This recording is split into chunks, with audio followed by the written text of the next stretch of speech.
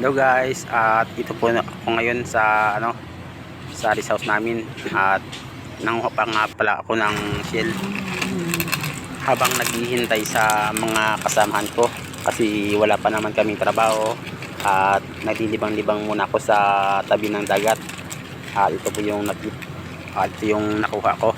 Napakarami na at ito po ay nahugasan ko na sa dagat at ayan nga po ay napakasarap tong sinabawan at pinasluman, kundi man ay ginataan. Yan po, at libre-libre na po yung pang-ulam. Napakasarap po yan, manamis-namis yung sabaw nyan.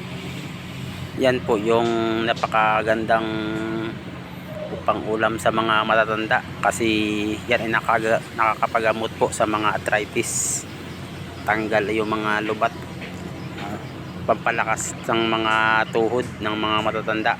Kahit na sabaw lang po ang matikman nito ay napakalaking bagay na po dito sa mga matatanda pag nakakain ng ganito mga shell.